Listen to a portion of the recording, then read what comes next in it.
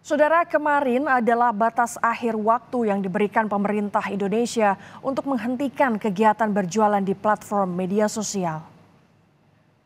Salah satu kegiatan berjualan atau social commerce yang dilarang adalah di platform TikTok Shop. Kementerian Perdagangan memberi waktu seminggu sejak 27 September kepada TikTok untuk memisahkan TikTok Shop dari platform. Itu artinya mulai hari ini sudah tidak boleh lagi ada social commerce di TikTok. Ada keranjang kuningnya tadi saya sudah pencet. Nah, di sini masih ada fit.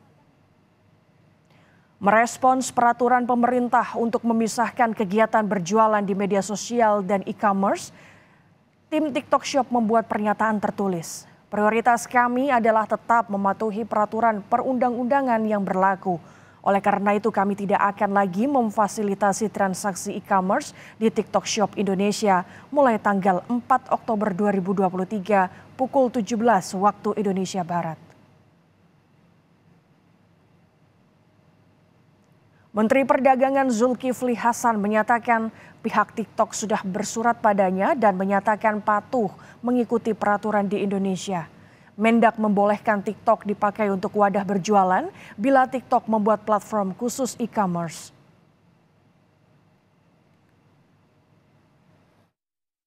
Tapi dia udah bersurat. Udah bersurat sama saya. Bahkan ya jelas dong kalau sudah masih batal kan. Tapi sudah bersurat patuh ikuti peraturan Indonesia. Karena kan dia boleh saja, bukan nggak boleh. Kalau mau bikin e-commerce kan tinggal bikin majukan aja. Perusahaan boleh kan dia boleh, tapi nggak boleh satu. Gitu ya. Pak mereka nggak ada ngasih. Kan boleh sih, yang nggak boleh bisa jadi satu. Jadi sosial media, social commerce, e-commerce jadi satu itu yang nggak boleh.